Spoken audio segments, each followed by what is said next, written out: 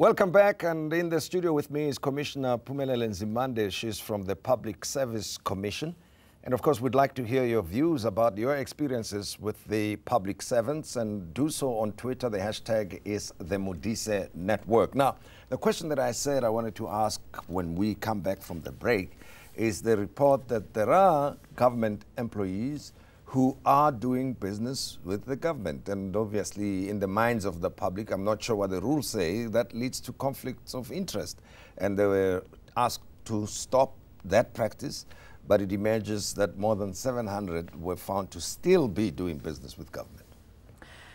Tim, another big chunk of the work that we have a responsibility for is to promote ethical conduct in the public service.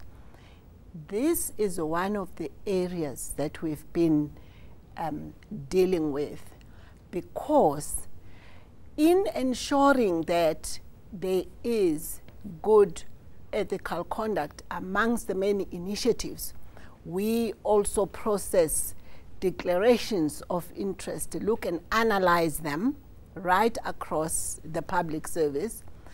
And we picked up that there was this practice. And in fact, it was the Public Service Commission that made the recommendation that was taken up by Cabinet and Parliament to actually put it in law that public servants must be outlawed from doing work with government. Now, the law is one thing, but the real practice then is at the coalface. Managers and at all levels and public servants themselves abiding by that law is another story. But I just thought I should reflect the fact that it was in part our work that made it possible for that legislation to be put in place. It is worrying because people ought to choose. If you are an entrepreneur and you want out there to go out and test your skills, for goodness sake, get out of the public service and go and fight it out with other entrepreneurs. The thing is, the practice seems to be continuing. And this practice, you can imagine how many people get upset who are entrepreneurs, business people, small emerging people in the main who try to do business with government, who are never paid on time. That's another point I would like to hear from you what your views are. And actually, it appears in some instances there are even middlemen or middle persons who charge a fee to make sure that payments to service providers are expedited. Two parts to the question. The first is the ongoing practice of some of the government employees still doing business with government, and the fact that service providers, particularly SMEs, are never paid on time. Let me deal with the first part first. It is really a dreadful practice, because if you're a public servant, you are exposed to so much information that puts an entrepreneur out there who is innovating and thinking about new ways to do things, and therefore selling their knowledge. It takes away from them. So in essence, you are a thief. You are stealing from that entrepreneur. But I'm delighted to tell you, Tim, that we're working together with the Department of Public Service and Administration to make sure that we tighten up on this front. I think it's something that is worrying everybody, and it's something that we have to work on day and night. But I want to quickly get into this non-payment of service providers.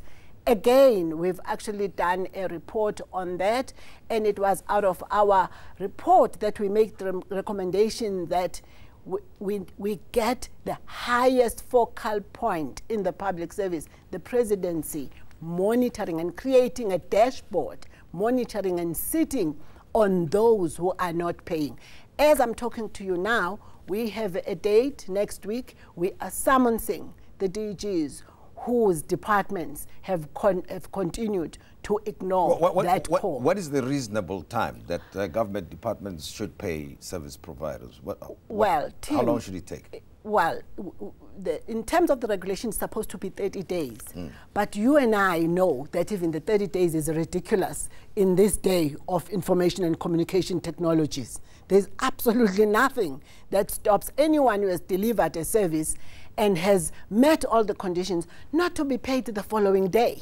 I mean, even the fact that we still talk about 30 days is actually ridiculous. Well, but anyway. But that's the ideal situation. People will tell you of 90 days, of 6 months, and so on. When you said, you know, in this day and age, at least 60 days, but we shouldn't lower our guard. Yeah. We shouldn't just be stuck with 30 days when we are talking about the fourth industrial revolution.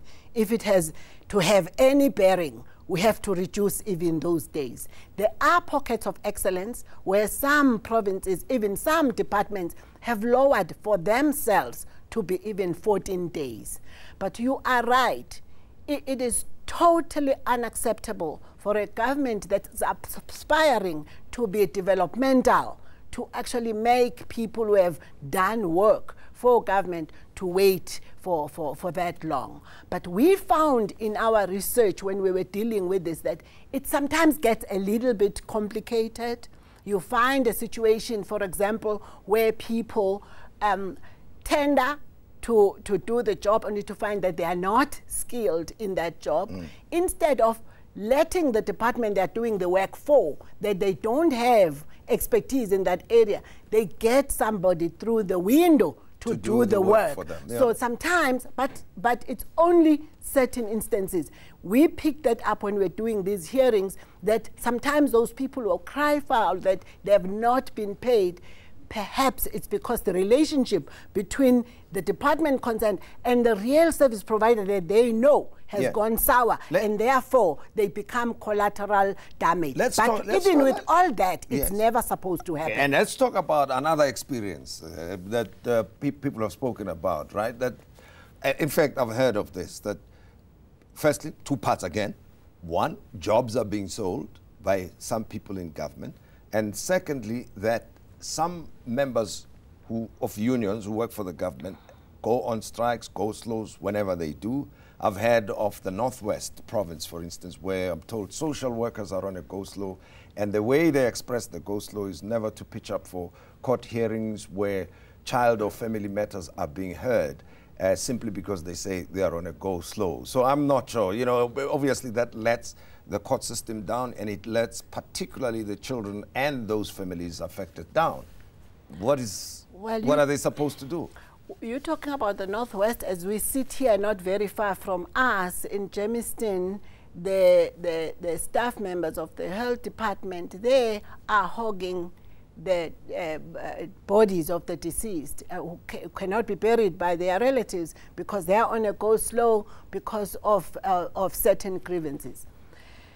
Tim, in terms of these constitutional values and principles we are promoting, and in terms of the code of conduct for professional ethics in the public service, it is quite clear that your job is to act in the public interest, where your interests are not overweighed over those of the public, where you feel that your interests and your rights are being trampled upon.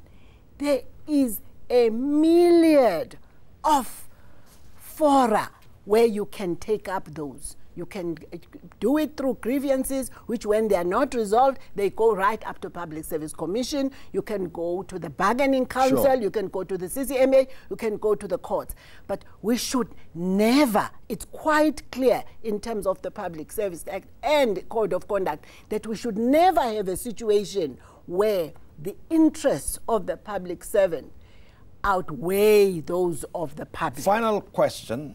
Obviously, you have embarked on a campaign, and briefly, how are you engaging the public servants and the public on the mandate and the values that they should uphold?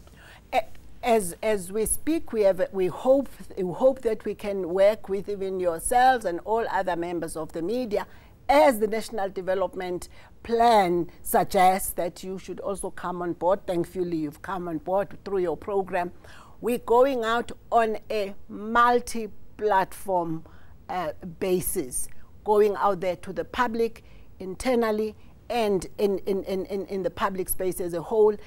In all of our provinces, in our offices, there are similar launches that we're going to have in the national launch on the 20th. They are engaging all stakeholders internally and externally, even engaging other constitutional bodies so that we work together. We have also partnered with the public broadcaster. We're going to have massive radio content on these issues, getting the public to phone in and get involved, even propose measures, further measures that we can take to ensure that we embed these values across the service, because we want the public servants to bear a story of hope rather than a story of despair. We would like that citizen to walk in there, even if you are not able to help him or her, but goes away feeling that you've been totally transparent with the reason why they've not, or they have been helped, and when they've been helped, they've been taken seriously with dignity. You've not kept them there waiting while you are watching your phone, and you've not called them names if they do not understand that form that they ought to fill. And that's what we'd like to see. We have to work together. We have to work together, Tim, all of us. We appreciate that you came and spent time with us. So if South Africa is to be a developmental state, it's in the hands of the 1.3 million public servants to make sure that it truly becomes that, from attitudes to the way the service is delivered to payments on time and a whole myriad of other things. And that's all we had for you this evening, and thank you. Join us again tomorrow evening. We'll be talking to Business Leadership SA CEO Bonang Mohale. Good night to you.